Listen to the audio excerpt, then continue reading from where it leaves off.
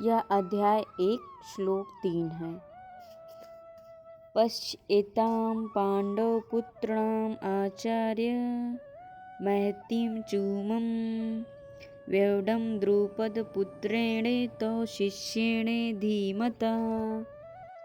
दुर्योधन कहते हैं, हे आचार्य, पांडव पुत्रों की विशाल सेना को देखिए, जिसे आपके बुद्धिमान शिष्य द्रौपद के पुत्र ने इतने कौशल से व्यवस्थित किया है। तात्पर्य, दुर्योधन द्रोणाचार्य को यह जताना चाहते थे कि अर्जुन की पत्नी द्रौपदी के पिता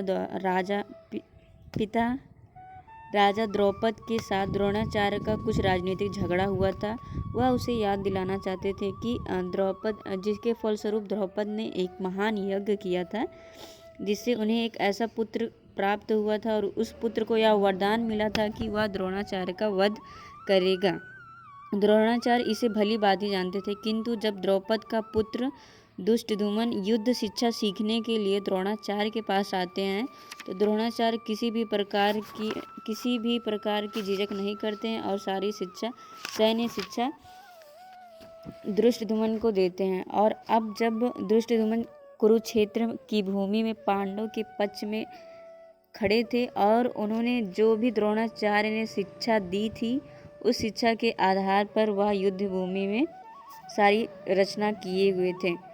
दुर्योधन ने द्रोणाचार्य को बताया कि आप युद्ध भूमि में इस दुर्बलता को ना कीजिएगा कि आप इसके द्वारा वह द्रोणाचार्य को यह भी बताना चाह रहा था, मतलब दुर्योधन कहना चाह रहे थे कि कहीं वह अपने शिष्य पांडव के प्रति युद्ध में उदारता न कर बैठें, और विशेष रूप से अर्जुन, उनका अत्यंत प्रिय और तेजस्वी शिष्य।